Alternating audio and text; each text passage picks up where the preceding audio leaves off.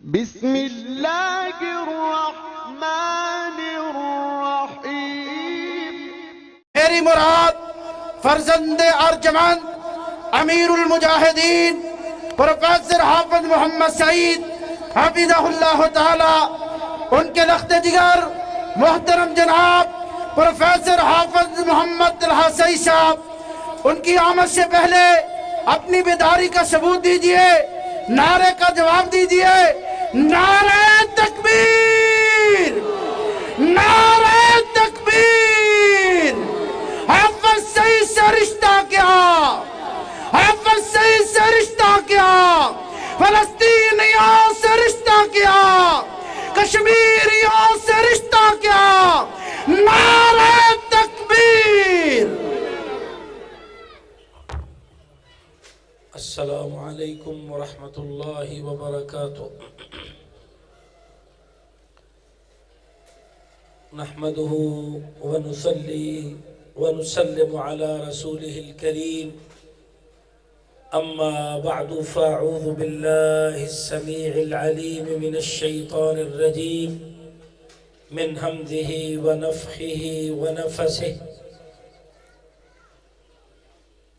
شهر رمضان الذي أنزل فيه القرآن هدى للناس وبينات من الهدى والفرقان۔ رب اشرح لي صدري ويسر لي أمري واحلل عقدة من لساني يفقه قولي، رب زدني علما۔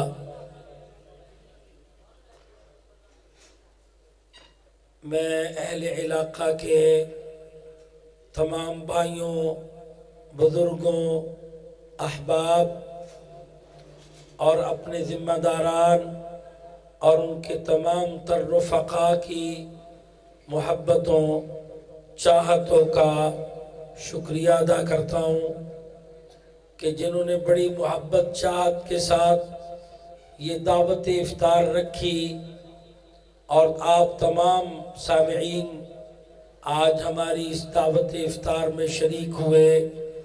اللہ تعالیٰ سے دعا کرتا ہوں کہ اللہ تعالیٰ ہم سب کا یہاں پر آنا، جمع ہونا اپنی بارگاہ میں قبول اور منظور فرمائے۔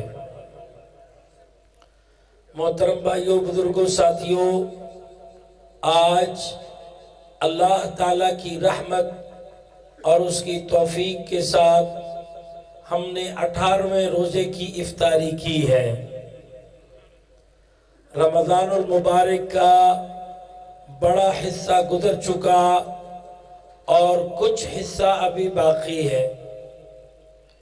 ہم میں سے ہر شخص کو یہ سوچنا چاہیے کہ اس کو کیا یہ معلوم ہے کہ اللہ رب العزت نے اس عظیم الشان عبادت کا مقصد کیا بتایا ہے، اور پھر یہ بھی کہ جو ہم نے رمضان المبارک کا یہ وقت گزار دیا، دنوں کے روزے رکھے، راتوں کے قیام کیے، عبادات اور مناجات کی، تو کیا ان عبادات کے نتیجے میں جو مقصد اللہ نے بتایا ہے، کیا وہ مقصد ہم اپنے اندر محسوس کر رہے ہیں؟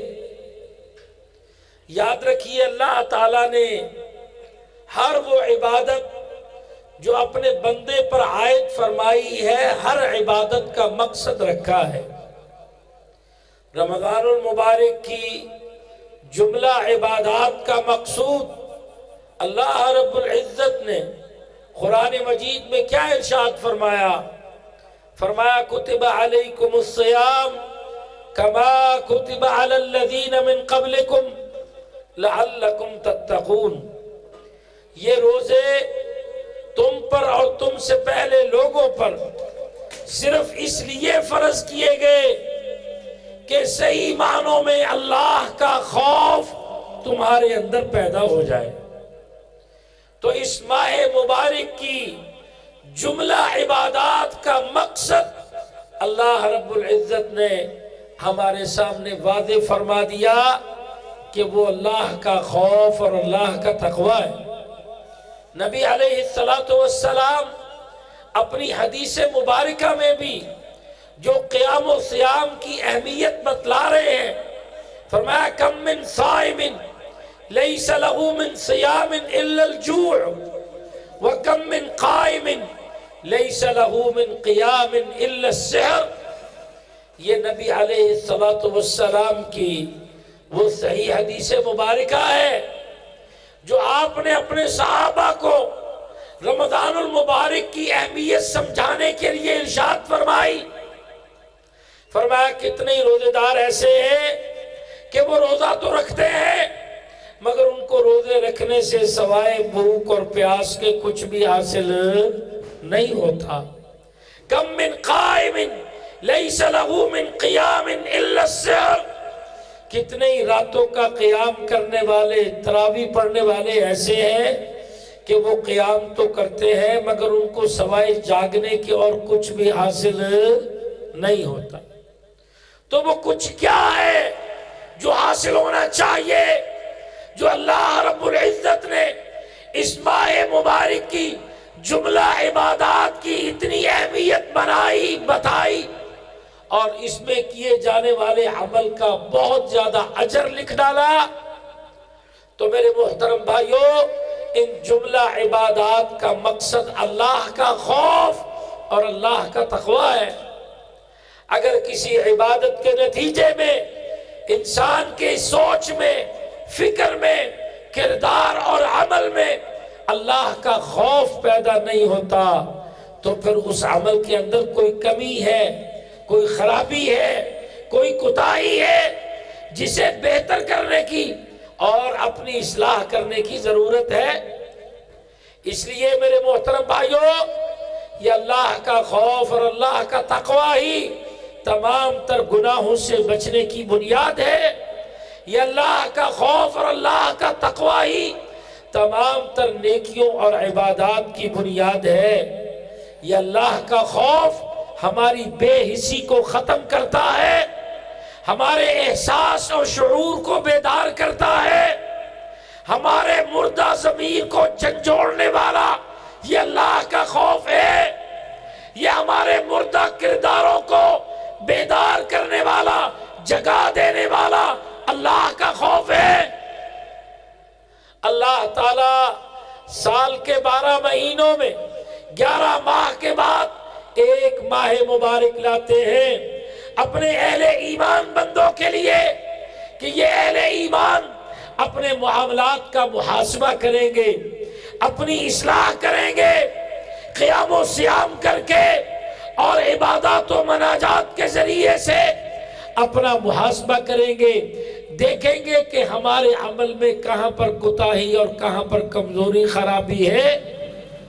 سوچ میں، فکر میں، اعتقادات میں، تمام تر معاملات میں اپنا محاسبہ کرتے ہوئے اپنی اصلاح کرنے کی کوشش کریں گے تاکہ یہ رمضان ان کے ایمان کو تازہ کر ڈالے، تاکہ یہ رمضان ان کے عمل کو بہترین اور مضبوط بنا دے، تاکہ یہ رمضان اس کے ذریعے سے یہ لوگ اپنے گناہوں کو اللہ سے بخشوا لے۔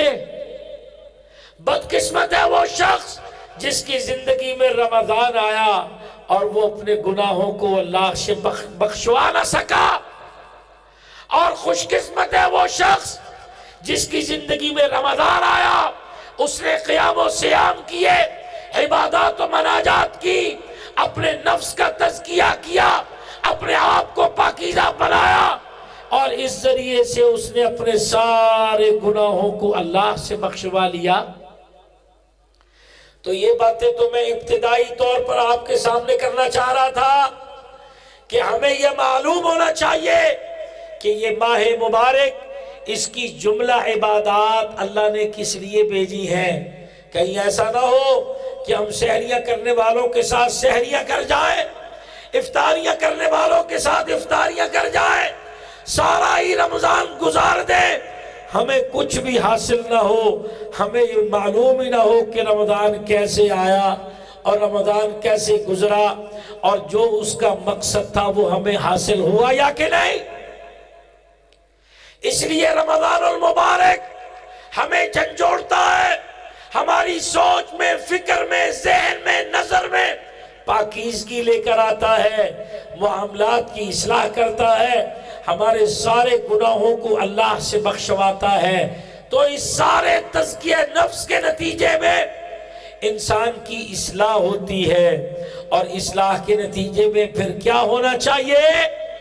بتاؤ لوگوں، اس تزکیہ نفس کے نتیجے میں، اصلاح نفس کے نتیجے میں، قیام و صیام کے نتیجے میں، عبادات و مناجات کے نتیجے میں انسان کے اندر جو بہت بڑی تبدیلی آنی چاہیے، وہ تبدیلی یہ ہے کہ اس کا مردہ کردار وہ جاگ جانا چاہیے، اس کا کردار بیدار ہونا چاہیے.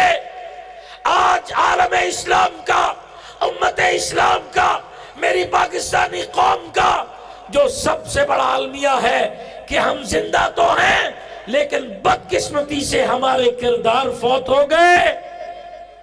یہ کردار جب فوت ہوتے ہیں تو انسان پھر وہ گوشت پوش کے انسان رہ جاتے ہیں، ان کے کردار باقی نہیں بچتے.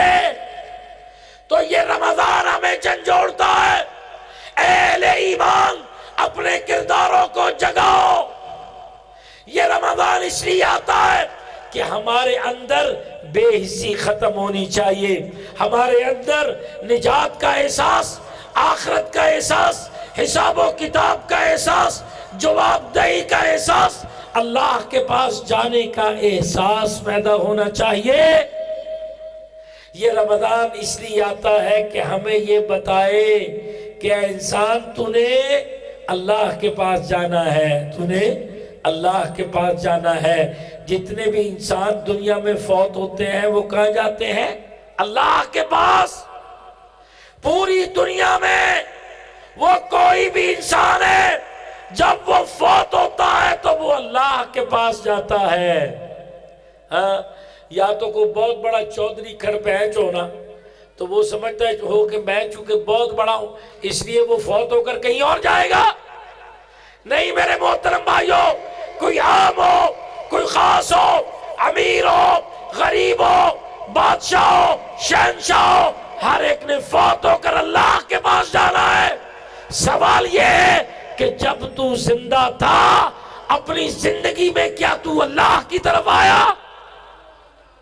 فوت ہو کر تو ہر ایک نے اللہ کے پاس جانا ہے. سوال یہ ہے جب تیرا اعمال نامہ ریکارڈ پر تھا، چل رہا تھا، اعمال ہو رہے تھے، جب تو زندہ تھا، روح اور جسم کا رشتہ باقی تھا، یہ زندگی کے خوبصورت قیمتی لمحات تھے، کیا ان لمحات میں تو اللہ کی طرف آیا؟ فوت ہو کر تو چاہے نہ چاہے اللہ کے پاس تو نے جانا ہی ہے. جب زندہ اللہ نے اختیار دیا تھا کہ تو حق کی طرف آتا ہے یا باطل کی طرف، تو سوال یہ ہے کیا تو حق کی طرف آیا یا تو باطل کی طرف؟ تو یہ رمضان اس لیے آتا ہے کہ ہمیں جھنجھوڑے، ہمیں بتائے کہ انسانوں اپنی زندگی کی قیمتی سانسوں میں اللہ کی طرف آؤ. تو وہی بات کہ یہ رمضان ہمیں ہمارے کردار کو زندہ کرنے کے لیے آتا ہے. میرے محترم بھائیوں، جن کے کردار فوت ہو جائیں ان کا منظر نقشہ بھی اللہ قرآن مجید میں ایک مقام پر ارشاد فرماتے ہیں. فرمایا لہم قلوب لا یفقہون بہا ولہم اعین لا یبصرون بہا ولہم آذان لا یسمعون بہا اولئک کالانعام بل ہم اضل اولئک ہم الغافلون. وہ لوگ جو دنیا میں انسان نما زندہ تو ہوتے ہیں، جن کے کردار فوت ہو جائیں پھر کیفیت یہ بن جاتی ہے کہ دل اور دماغ تو ہوتے ہیں، وہ ان سے سوچنے اور سمجھنے کا کام نہیں لیتے۔ فرمایا وَلَهُمْ أَعْيُنٌ لَا يُبْصِرُونَ بِهَا، ان کی آنکھیں تو ہوتی ہیں مگر آنکھوں سے دیکھ نہیں سکتے۔ ہاں وہ سب کچھ دیکھتے ہیں جس کے دیکھنے سے اللہ نے روکا ہے، اللہ نے منع کیا ہے، اور جو کچھ اللہ ان کو دکھانا چاہتا ہے اس کو دیکھنے کے لیے تیار نہیں ہوتے۔ اللہ ان کو، اہل ایمان کو، غزہ کے مظلوم مسلمانوں کے مناظر اللہ دکھانا چاہتا ہے، اللہ ان کو اپنا قرآن دکھانا چاہتا ہے، اللہ ان کو اپنا دین بتانا چاہتا ہے، اللہ ان کو اپنے احکام سمجھانا چاہتا ہے، لیکن فرمایا کہ ان کی آنکھیں تو ہوتی ہیں مگر آنکھوں سے دیکھ نہیں سکتے۔ وَلَهُمْ آذَانٌ لَا يَسْمَعُونَ بِهَا، جن کے کردار فوت ہو جائیں ان کے کان تو ہوتے ہیں مگر کانوں سے سن نہیں سکتے ہیں۔ وہ سارا کچھ سنتے ہیں جس کے سننے سے اللہ نے روکا ہے۔ اللہ اکبر۔ جو اللہ ان کو سنانا چاہتا ہے، جو اللہ ان کو دکھانا سمجھانا چاہتا ہے، وہ سنتے دیکھتے نہیں ہیں، وہ سب کچھ سنتے ہیں جس کے سننے سے اللہ نے روکا۔ کفار کے پروپیگنڈے سنتے ہیں، ان کے پھیلائے ہوئے وسوسے سنتے ہیں، ان کی سارے پروپیگنڈوں کا شکار ہوتے ہیں۔ نہیں سنتے تو قرآن کو نہیں سنتے، احادیث رسول کو نہیں سنتے۔ اللہ نے اپنے پیغمبر کو بھیجا، پیغمبر کے قلب اطہر پر صلی اللہ علیہ وسلم اپنے کلام قرآن کو نازل فرمایا کہ یہ قرآن کو سنیں، نبی رحمت محمد الرسول اللہ صلی اللہ علیہ وسلم کی احادیث کو سنیں۔ لیکن کیا وجہ ہے؟ ان کے کردار فوت ہو گئے، قرآن ان پر اثر نہ کرے، احادیث رسول کا ان پر اثر نہ ہو۔ ان پر اثر ہو تو کفار کے سارے میڈیا کا، ان کے سارے پروپیگنڈوں کا، ان کے سارے پھیلائے ہوئے منفی وسوسے پروپیگنڈے، سارے باطل فرسودہ افواہوں کا اثر ان پر ہو۔ یہ اللہ کے دشمن یہ ساری سازشیں رچاتے ہیں۔ اللہ کے دشمنوں کی یہ ساری پھیلائی ہوئی گمراہیوں کا شکار وہ لوگ ہو جاتے ہیں جو یہ بھول جاتے ہیں کہ اللہ نے ہمیں اہل ایمان بنایا ہے۔ تو پیارے بھائیوں، بزرگوں، ساتھیوں، یہ رمضان ہمیں جگانے کے لیے آتا ہے، ہمیں صوفی بنانے کے لیے نہیں آتا کہ دنیا و مافیہا سے کٹ کر کسی کونے خدرے میں بیٹھ کر عبادت و ریاضتوں کا انداز ایسا بناؤ کہ یہ معلوم ہی نہ ہو اللہ کا دین کس طرف بلا رہا ہے۔ یاد رکھو، اگر یہی منظر، یہی کیفیت ہوتی تو نبی کریم محمد الرسول اللہ صلی اللہ علیہ وسلم کی سیرت مطہرہ کا پہلا مارکہ وہ کب ہوا؟ 17 رمضان المبارک کو۔ ابھی 17 رمضان گزرا ہے نا؟ کیوں بھئی رائیونٹ کے لوگوں بتاؤ، 17 رمضان گزرا ہے۔ اللہ تعالیٰ نے قرآن مجید میں 17 رمضان کے دن کا نام باقاعدہ نازل فرمایا۔ کیا معلوم ہے آپ کو؟ سورہ انفال میں فرمایا یوم الفرقان، یوم التقى الجمعان، یوم کا لفظ بول کر فرمایا یوم الفرقان، فرقان کا دن، حق اور باطل کے ٹکراؤ کا دن۔ یوم التقى الجمعان، جب دو گروہ آپس میں ٹکرائے تھے، ایک طرف اللہ کے دشمن، وہ اکڑی ہوئی گردنیں، وہ غرور اور تکبر کے مارے ہوئے وہ میدان میں اترے تھے۔ اللہ تعالیٰ نے ان کے غرور اور تکبر کو خاک میں ملا کر دکھایا تھا، اور اللہ تعالیٰ نے اپنے نبی اور نبی کے صحابہ کو سرخرو فرما کے دکھایا تھا۔ یہ وہ نبی علیہ السلام کی سیرت مطہرہ کا پہلا مارکہ، فیصلہ کن مارکہ، عظیم الشان مارکہ، جس کا آغاز اسی رمضان سے ہوا۔ یہ میں بات اس لیے کر رہا ہوں، اللہ اکبر، وہ معرکہ جس کا آغاز نبی علیہ السلام خود فرما گئے وہ رمضان سے تعلق رکھتا ہے، وہ معرکہ جس سے اسلام اور کفر کے درمیان معرکوں کا آغاز ہوا، وہ معرکہ اسی دن سے تسلسل سے جاری ہے، وہ آج تک جاری ہے اور وہ قیامت تک جاری رہے گا۔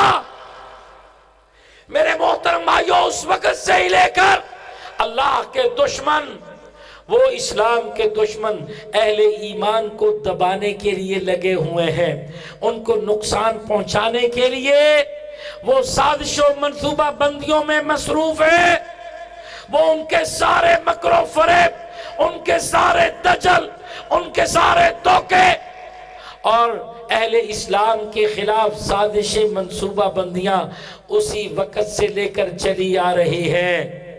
میرے محترم بھائیو، یہاں پر آج ہمارے آپ کے ایمان اور یقین کا مسئلہ ہے۔ جن کو اللہ کے حکموں پر، اللہ کے وعدوں پر، اللہ کی باتوں پر پختہ یقین ہوتا ہے، اللہ تعالیٰ نے ان کو سرخرو فرمانا ہے، اور جن کو اللہ کی باتوں پر، اللہ کے وعدوں پر، اللہ کے حکموں پر یقین پختہ نہ ہو، ان کے لیے ساری پریشانیاں ہیں، ان کے لیے ساری مشکلات ہیں، اور وہی انہی کے ذریعے سے مسائل اور مشکلات کھڑے ہوتے ہیں، مسائل جنم لیا کرتے ہیں۔ تو میں بات یہ آپ کے سامنے رکھنا چاہتا ہوں میرے محترم بھائیوں، بزرگوں، ساتھیوں، یہ رمضان المبارک کی پکار، اس میں نازل ہوئے قرآن کی پکار، اس کے قیام و سیام کی پکار، اے مسلمانوں اپنے مردہ کرداروں کو جگاؤ، اپنی ذمہ داریوں کو پہچانو، اور یہ جانو کہ اللہ تعالیٰ تم میں کیسا رنگ دیکھنا چاہتا ہے، اللہ کا دین تمہیں کیا سمجھانا چاہتا ہے۔ میرے محترم بھائیوں، یہ اصل بات ہے۔ آج ہم دیکھ سکتے ہیں غزہ میں جو صورتحال چل رہی ہے، محترم بھائیوں، خوش قسمت ہے وہ شخص جس کو یہ باتیں سمجھ آئیں، جس کو غزہ کے مظلوم مسلمانوں کی حالت زار سمجھ آئے۔ یہ غزہ کا معرکہ جو 2023 کے 7 اکتوبر سے جس نے نئی انگڑائی لی ہے، میرے محترم بھائیوں، اس نے پوری دنیا پر گہرے نقوش چھوڑے ہیں، ساری دنیا کو 2 حصوں میں تقسیم کر ڈالا ہے۔ کچھ تو وہ لوگ ہیں جو اسرائیل کے یہودی بدماشوں کے ساتھ کھڑے ہوئے، وہ قوم میں وہ ملک، اور کچھ وہ لوگ ہیں کہ جو اسرائیل کے یہودی بدماشوں کی ان ساری حرکتوں کو ظلم، زیادتی اور دہشت گردی کہہ رہے ہیں۔ وہ بھی ملک اور قومیں، یہ 2 حصوں میں ساری دنیا تقسیم ہوئی۔ تو سنو میرے محترم بھائیوں، جو لوگ بھی غزہ کے مظلوم مسلمانوں کے ساتھ کھڑے ہوئے، ان کے ساتھ چاہتے محبت، تعاون، امداد کی، اللہ کی قسم اللہ نے ان کو سرخرو فرمانا ہے، اللہ نے ان کو کامیابیاں عطا فرمانی ہیں۔ اور جو لوگ بھی، جو ملک بھی، جو قومیں بھی جنہوں نے اس موقع پر اپنا ذمہ دارانہ کردار ادا نہ کیا، یا کسی ذریعے سے اسلام دشمنوں کے ساتھ بننے کا حصہ بنے، ان کے لیے پریشانیاں ہیں، ان کے لیے پریشانیاں ہیں، ان کے لیے مشکلات ہیں۔ نبی کریم محمد الرسول اللہ صلی اللہ علیہ وسلم کی بڑی احادیث اس حوالے سے موجود، لا تقوم الساعة حتى يقاتل المسلمون اليهود فيختبئ اليهود من وراء الحجر والشجر۔ نبی علیہ السلام کی لمبی حدیث ہے، فرمایا قیامت اس وقت تک قائم نہیں ہوگی اے مسلمانوں جب تک تم یہودیوں کے ساتھ مارکا آرا نہ ہو جاؤ، لیکن اے مسلمانوں جب تم ان کے ساتھ جہاد کرو گے، ان کے مقابلوں میں اترو گے، تو پھر یہودی چھپیں گے پتھروں کے پیچھے، درختوں کے پیچھے۔ یہ نبی کی صحیح حدیث ہے۔ تو وہ درخت بھی اور پتھر بھی پکار پکار کے کہیں گے اے مسلمان، اے اللہ کے بندے ادھر آ، یہ میرے پیچھے یہودی چھپا ہے، اس کو قتل کر۔ الا الغرقد فإنه من شجر اليہود، سوائے غرقد درخت کے جو یہودیوں کا ایک درخت ہے، یہودیوں نے اپنے کچے پلے عقیدے جوڑے ہوئے ہیں درختوں کے ساتھ۔ میرے محترم بھائیوں، بزرگوں، ساتھیوں، یہ درخت بھی مسلمان ہیں، یہ پتھر بھی مسلمان ہیں۔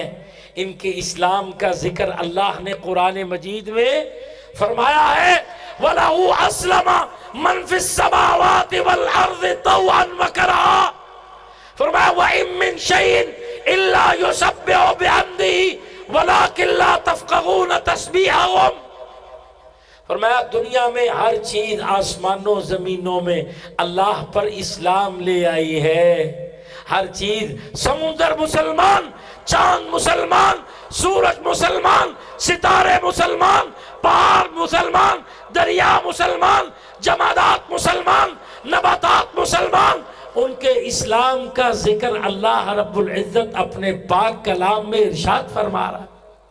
فرمایا وَإِن مِّن شَيْءٍ إِلَّا يُسَبِّحُ بِحَمْدِهِ، کوئی ایک بھی ایسی مخلوق نہیں ہے جو اللہ تعالیٰ کی عبادت میں، تسبیح میں، تقدیس میں، تمجید میں مصروف نہ ہو۔ لیکن یہ درخت کیسے سجدہ ریز ہوتے ہیں، یہ پتھر کیسے عبادت گزار ہوتے ہیں، اللہ فرماتے اس کی کیفیت کو ہم نے تمہیں نہیں بتایا۔ تو یہ بات تو جملہ معترضہ کے طور پر بیچ میں آ گئی تھی۔ نبی علیہ السلام کی اس حدیث مبارکہ میں آپ ارشاد فرما رہے یہ پتھر بھی، یہ درخت بھی پکار پکار کے کہیں گے اے مسلمان آ، یہودی سے قتال کر۔ یہ میں نہیں کہہ رہا، یہ نبی علیہ السلام کی صحیح حدیث، یہ قرآن اور حدیث، یہ ملکوں کے بدلنے سے نہیں بدلتے، یہ سرحدوں بارڈروں کے بدلنے سے نہیں بدلتے، یہ بر اعظم و بر صغیروں کے بدلنے سے نہیں بدلتے، یہ امریکہ میں ہو، افریقہ میں ہو، یورپ میں ہو، ایشیا میں ہو، قرآن اور حدیث ایک جیسا ہے، اس کی حفاظت کا ذمہ رب العزت نے اٹھایا ہے۔ تو میرے محترم بھائیوں، اپنی گفتگو کو سمیٹتے ہوئے جو بات میں آپ کو بتانا چاہتا ہوں، یہ غزہ کا مارکا، یہ عظیم الشان مارکا، یہ معمولی مارکا نہیں ہے۔ آج آپ دیکھ لیجئے کہ ان یہودی بدماشوں نے مسلمانوں کے ساتھ جنگ بندی کا معاہدہ کیا تھا، اور اس جنگ بندی پر مسلمان بھی قائم تھے، لیکن اس جنگ بندی کے معاہدے کو کس نے توڑا؟ فَبِمَا نَقْضِهِمْ مِيثَاقَهُمْ لَعَنَّاهُمْ، اللہ فرماتے ہیں یہودیوں کے اس عہد شکنی کی وجہ سے ہم نے ان پر لعنتیں برسائی۔ فرمایا ضربت علیہم الذلۃ والمسکنۃ وباءوا بغضب من اللہ، ہم نے ذلت اور مسکنت کو یہودیوں کا مقدر بنایا۔ میرے محترم بھائیوں، لیکن اگر اس کے باوجود آج مسلمانوں کی یہ حالت زار ہے تو یاد رکھیے اس میں غزہ کے مظلوم مسلمانوں کا مسئلہ نہیں، وہ تو قربانیاں پیش کر کے سرخرو ہو رہے ہیں، سرخرو ہوتے جا رہے ہیں، سرخرو ہوتے جائیں گے۔ اس میں مسئلہ پوری دنیا کے اہل ایمان، اہل اسلام لوگوں کا ہے کہ وہ کہاں پر کھڑے ہیں اور اپنا ذمہ دارانہ کردار وہ ادا کر رہے ہیں یا کہ نہیں۔ تو یہ ہے اصل بنیاد۔ میرے محترم بھائیوں، بزرگوں، ساتھیوں، یہ رمضان المبارک کے بابرکت لمحات ایک پکار پیش کرتے ہیں، پکار یہ وہی پکار ہے جو رمضان کے روزوں کی پکار، رمضان کی راتوں کی پکار، یہ وہی پکار ہے جو قرآن کی پکار، احادیث رسول کی پکار، یہ وہی پکار ہے جو غزہ کے مظلوم مسلمانوں کی پکار۔ اللہ ان کو سرخرو فرما رہا ہے۔ میرے محترم بھائیوں، ہمیں کھڑے ہونا ہے، ہمیں اپنا کردار ادا کرنا ہے۔ آج اسلام دشمنوں کی یہ سازشیں، کوششیں، منصوبہ بندیاں کیا ہے کہ مسلمان اسلام پر قائم نہ ہوں، مسلمان نبی رحمت کے اسوہ جہاد سے دور ہو جائے، مسلمان جہاد کے حق میں نہ ہوں، جہاد سے پہلو تہی اختیار کریں، اس سے پیچھے ہٹے اور کفار کے پھیلائے پروپیگنڈوں کا شکار ہو۔ آج وہ اللہ کے دشمن مسلمانوں کو اپنی سازشوں میں جکڑنے کی کوشش کرتے ہیں کہ ان غزہ جیسے معاملات پر یا کشمیر جیسے معاملات پر ان میں ایسی کنفیوژن پیدا کر دی جائے کوئی بھی جہاد مجاہدین کے حق میں کھڑا نہ ہو، کفار کے پروپیگنڈوں کا شکار ہو جائے۔ تو میرے محترم بھائیو، سوال ہے میرا، ہم نے اللہ کا پڑھایا ہوا سبق پڑھنا ہے، رمضان کا پڑھایا ہوا سبق پڑھنا ہے، قرآن کا پڑھایا ہوا سبق پڑھنا ہے، یا اللہ کے دشمنوں کا پڑھایا ہوا سبق ہم نے پڑھنا ہے؟ مجھے بتائیے، آج جہاد کے خلاف کیسی کیسی سازشیں چل رہی ہیں، جہاد کو نقصان پہنچانے کے لیے، نبی رحمت کے اسوہ جہاد کو دہشت گردی سے جوڑنے کے لیے اسلام دشمنوں نے بڑے بڑے پروپیگنڈے کیے۔ میرے محترم بھائیوں، بزرگوں، ساتھیوں، ان ساری پروپیگنڈوں اور سازشوں کا مقصد کیا تھا؟ مسلمان کسی طرح سے جہاد سے دور ہو جائیں۔ تو مجھے یہ بتائیے، کیا نبی رحمت کا حکم یا عمل کبھی ظلم، زیادتی، دہشت گردی والا ہو سکتا ہے؟ کیا قرآن میں اللہ کا نازل کردہ حکم، اللہ تعالیٰ کا بولا ہوا لفظ جہاد، کیا وہ کبھی ظلم، زیادتی والا، دہشت گردی والا ہو سکتا ہے؟ لیکن آج یہود و نصارہ، اسلام دشمن یہ سازشیں نہیں کر رہے۔ یاد رکھیے، یہ میری بات جو میں کرنے لگا ہوں، اس کو غور سے سنو، توجہ سے۔ وہ اسلام کو، جہاد کو نقصان پہنچانے کے لیے جہاں دہشت گردی کا بڑا پروپیگنڈا کر رہے ہیں، وہاں وہ ایک کام اور بھی کر رہے ہیں، مسلمانوں کو جہاد سے متنفر کرنے کے لیے۔ کیا کہ مسلمانوں کے وہ لوگ جن کو نبی رحمت کے اسوہ جہاد کا درست علم نہ ہو، ان کو اپنی سازشوں میں جکڑ کر ان کے ذریعے سے مسلمانوں کو ہی نقصان پہنچایا جائے۔ مسلمان کو مارے، نام جہاد کا لے، مسلمان کو نقصان پہنچائے اور یہ سوچے کہ وہ اسلام کی خدمت کر رہا ہے، تو یاد رکھیے، اس پر مودی کہکا اڑائے گا، اس پر یہودی خوشی منائے گا۔ جب مسلمان کو نقصان پہنچائے گا، اس پر کہکا اسلام دشمن اڑائے گا کہ اس کی سازش کامیاب ہوئی ہے۔ میرے محترم بھائیوں، وہ مسلمان کو نقصان پہنچائے، یہی تو ان کی سازش ہے۔ مسلمان، وہ کسی ریاست کے ذمہ دار مسلمان کو نقصان پہنچائے، یا ریاست کا کوئی ذمہ دار اپنی عوام میں سے کسی مسلمان کو ہی نقصان پہنچائے۔ اللہ کے دشمن یہ چاہتے ہیں، یہود و نصارہ یہ چاہتے ہیں، اسلام اور پاکستان دشمن یہ چاہتے ہیں کہ مسلمانوں سے گتھم گتھا ہو جائیں، اپنی ساری قوتیں، اپنے سارے وسائل اپنے مسلمانوں کو ہی نقصان پہنچانے کے درپے ہو جائے۔ یہ سازش کن کی ہے؟ اسلام دشمنوں کی۔ جبکہ یاد رکھیے، نبی رحمت کا اسوہ جہاد جو جہاد محمد ہے صلی اللہ علیہ وسلم، جو حقیقی جہاد ہے، وہ حقیقی جہاد ہمیشہ امت اسلام، عالم اسلام کی حفاظت کے لیے، اس کو تقویت پہنچانے کے لیے، اس کے دفاع کے لیے لڑا جاتا ہے، نہ ہی اپنے مسلمانوں کو، اپنے مسلمان ملکوں کو نقصان پہنچانے کے لیے کیا جاتا ہے۔ یہ فرق ہے جسے آج سمجھنے، پہچاننے کی ضرورت ہے۔ اگر اپنے ملک میں، اپنی ریاست، اپنی حکومت کے لوگوں میں کوئی کمی، کوتاہی، خرابی دیکھتے ہو، وہاں اصلاح ضروری ہے، تو اس اصلاح کا طریقہ کار اچھی انداز کی سیاست کرو، اچھے انداز سے دعوت پیش کرو، اچھے انداز سے پرامن دعوت، اچھے انداز کی پرامن سیاست اس کے ذریعے سے یہ ساری اصلاح کا کام کرو۔ یہ اللہ کا دین ہمیں یہ اسوہ پیش کرتا ہے، یہ سمجھاتا ہے۔ لیکن بدقسمتی سے اسلام کو اور جہاد فی سبیل اللہ کو نقصان پہنچانے کے لیے یہ سازشیں رچائی گئیں، یہ پروپیگنڈے کیے گئے۔ تو سوال ہے میرا، کیا ہم نے اللہ کا پڑھایا ہوا سبق پڑھنا ہے یا یہود و نصارہ کا پڑھایا ہوا سبق پڑھنا ہے؟ بتائیے مجھے، کیا ہم نے قرآن کا سبق پڑھنا ہے یا اللہ کے دشمنوں کا پڑھایا ہوا سبق پڑھنا ہے؟ اللہ کے دشمن یہ چاہتے ہیں غزہ کے مظلوم مسلمانوں کے لیے کوئی کھڑا نہ ہو، کوئی دل کھول کر ان سے محبتیں چاہتے دعائیں امداد نہ کرے۔ یہ خواہش کن کی ہے؟ اسلام دشمنوں کی نہیں میرے محترم بھائیوں۔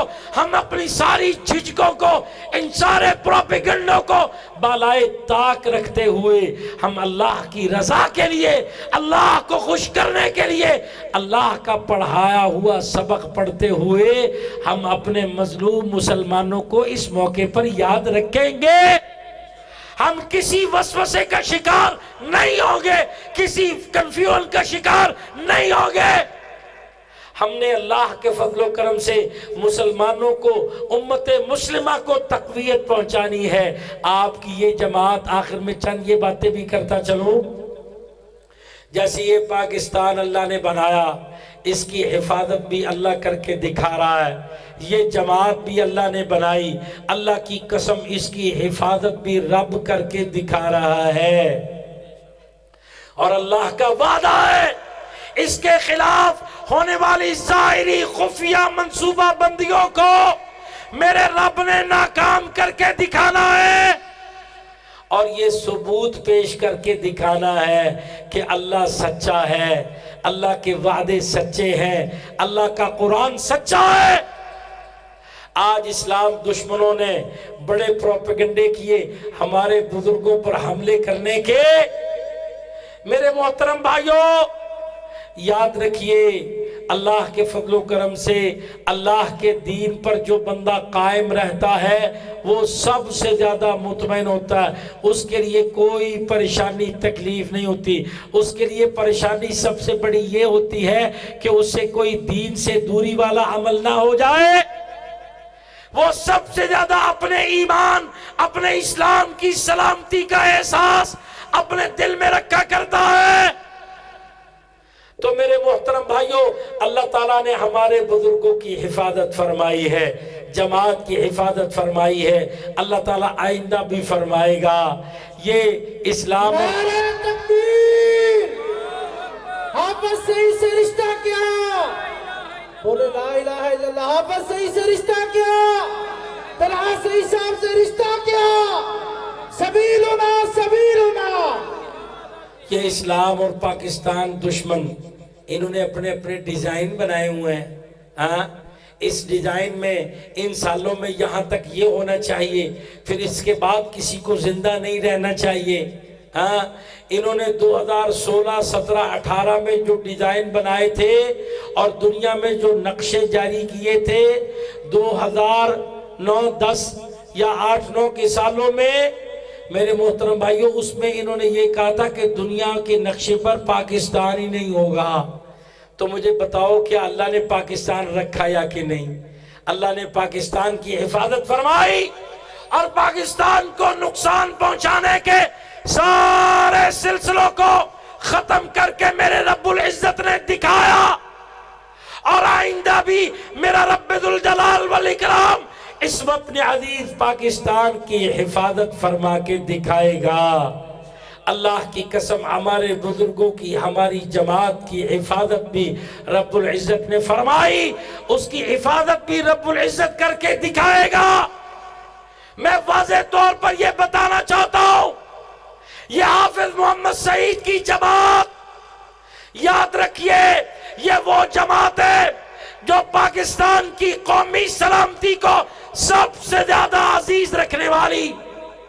آج تک پاکستان کی جتنی جماعتیں ہیں، میرا کھلا اوپن چیلنج سنو، ساری دینی سیاسی جماعتیں لاؤ، ہم ان سب کا احترام کرتے ہیں، عزت کرتے ہیں، ان سب کی قیادتوں سے محبتیں چاہتے رکھتے ہیں، ان کے لیے بے شمار دعائیں کرتے ہیں، لیکن آپ کے اس پروگرام کی وساطت سے یہ واضح طور پر کہنا چاہتا ہوں، پاکستان کی ساری مسلم لیگیں اٹھا کر لاؤ، پاکستان کی ساری سیاسی جماعتیں لاؤ، کون سی ایسی دینی سیاسی جماعت ہے جس کے شہداء اتنی بڑی تعداد میں ہو؟ کون سی دینی سیاسی جماعت ایسی ہے جس نے پاکستانی قوم کی زلزلوں پر، طوفانوں میں، سیلابوں میں، ڈیزاسٹروں میں سب سے زیادہ قوم کی خدمت کر کے دکھائی ہو؟ کون سی ایسی دینی سیاسی جماعت ہے کہ جب باجوہ ڈاکٹرائن لا کر پورے پاکستان میں جماعت کی اربوں نہیں کھربوں کی پراپرٹی سب کو وہ ریاستی تحویل میں دینے کی جب کوششیں کی گئیں، ساری ڈسپینسریاں، سارے مراکز، سارے ہاسپٹل، سارے سکول، سارے کالجز، سارے جامعات، بتاؤ وہ کون سی دینی سیاسی جماعت ہے جس نے قومی سلامتی کو عزیز رکھتے ہوئے اپنا سب کچھ قربان کیا ہو، جتنا اللہ کے فضل و کرم سے پاکستان مرکزی مسلم لیگ سے وابستہ لوگوں نے قربانی پیش کر کے دکھائی؟ سوال ہے میرا، میرے محترم بھائیوں، ہمارا یہ ایمان ہے، ہم ہوں، ہمارے بزرگوں، ہماری جانوں کا محافظ اللہ ہے، ہماری خدمات کا محافظ اللہ ہے، ہماری عزتوں کا محافظ اللہ ہے، تو جانوں، عزتوں، خدمات کو نقصان پہنچانے کے ظاہری خفیہ سارے سلسلے، سارے نیٹ ورک اللہ کے سامنے ہے، اللہ سے چھپے نہیں، اللہ کی قسم میرا رب العزت اس پر قادر ہے کہ ان کو ختم کر کے دکھائے، اور وہ ختم کر کے دکھا رہا ہے، اور اللہ کی قسم آئندہ بھی ختم کر کے دکھاتا رہے گا۔ یہ ہمارا ایمان ہے۔ اللہ تعالیٰ قسمیں اٹھا اٹھا کر اپنے اہل ایمان بندوں سے یہ وعدے فرماتے ہیں، ان اللہ لا یضیع اجر المحسنین، اللہ اپنے محسن بندوں کے اجر کو کبھی بھی ضائع نہیں کیا کرتا۔ تو اپنی گفتگو کو مکمل کرتے ہوئے میں آپ کو یہ بات کہنا چاہتا ہوں، میرے محترم بھائیوں، نبی کا رمضان دیکھو، نبی پر نازل ہوا قرآن دیکھو، نبی کے لیل و نہار دیکھو، نبی کے ہفتے، مہینے، سال دیکھو، نبی کا 17 رمضان دیکھو، نبی کے رمضان میں وہ مارکے اور فتوحات دیکھو۔ نبی علیہ السلام سے جہاں اعتکاف کرنا بھی ثابت ہے، اسی نبی سے صلی اللہ علیہ وسلم 17 رمضان کو عظیم الشان معرکہ لڑنا بھی ثابت ہے۔ تو یہ ساری سنتوں کو، ان ساری پہلوؤں کو اپنے سامنے رکھتے ہوئے اپنے کردار کو جگاؤ۔ تو یہی رمضان کی پکار ہے، اے مسلمان اٹھ اور اپنے کردار کو جگا، اپنی ذمہ داریوں کو پہچان، کفار کے پھیلائے ہوئے پروپیگنڈوں سے بچ، ان کے پھیلائے ہوئے فتنوں اور گمراہیوں سے محفوظ رہ، اور اپنے اپنے حصے کا کردار ادا کر۔ اللہ تعالیٰ سے دعا کرتا ہوں، اللہ تعالیٰ ہمارے روزوں کو قبول فرمائے، اللہ ہماری راتوں کے قیام کو قبول فرمائے، اللہ ہمارے دلوں کی سختیوں کو دور فرمائے، ہمارے دلوں کو نرم فرمائے، ہمیں نیکی کا شوق عطا فرمائے، اور میری ان تھوڑی کہی ہوئی باتوں کو بھی بہت زیادہ بنائے۔ اقول قولی ھذا واستغفر اللہ لی ولکم ولسائر المسلمین واستغفروه انه هو الغفور الرحیم، وآخر دعوانا ان الحمد للہ رب